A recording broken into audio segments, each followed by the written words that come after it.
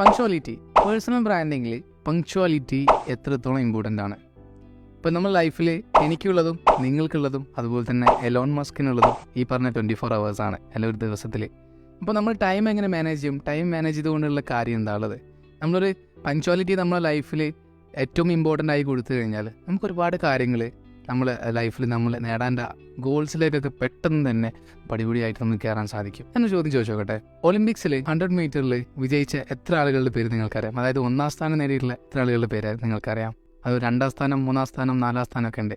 അതിലൊക്കെയുള്ള ആളുകളുടെ പേര് നിങ്ങൾക്കറിയാം? നിങ്ങൾക്കിതിൽ നിങ്ങൾ 99% ആളുകളും ഈ വീഡിയോ കാണുന്ന അല്ലെങ്കിൽ ഈ പോഡ്കാസ്റ്റ് കേൾക്കുന്ന ആളുകളെ ചിന്തിക്കുന്നുണ്ടാവും, അല്ലെങ്കിൽ മൈൻഡിൽ വന്നിട്ടുള്ളൊരു പേര് ഉസൈൻ ബോൾട്ടാണ്. എന്നാൽ ഉസൈൻ ബോൾട്ട് ഫിനിഷ് ചെയ്തതിനേക്കാളും ചെറിയ മില്ലി സെക്കൻഡ്സ് വ്യത്യാസത്തിൽ 2ാം സ്ഥാനവും 3ാം സ്ഥാനവും നേടിയിട്ടുള്ള ആൾക്കാരുണ്ട്.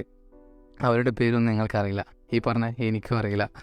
ഞാനിത് പറയാൻ കാരണം എന്ന് വെച്ച് കഴിഞ്ഞാൽ നമ്മളിവിടെ ഏറ്റവും വേഗത്തിൽ ഏറ്റവും ആദ്യം ആ ഒരു 100 മീറ്റർ റേസ് ഫിനിഷ് ചെയ്തുകൊണ്ടാണ് ഉസൈൻ ബോൾട്ട് എന്ന് പറയുന്ന ആളുടെ പേര് അല്ലെങ്കിൽ ആ ഒരു വ്യക്തിയുടെ പേര് ഇവിടെ അറിയപ്പെട്ടിട്ടുള്ളത്. ഇതുപോലെ തന്നെയാണ് പങ്ക്ച്വാലിറ്റിയുടെ ഇമ്പോർട്ടൻസ് എന്ന് പറയുന്നത്.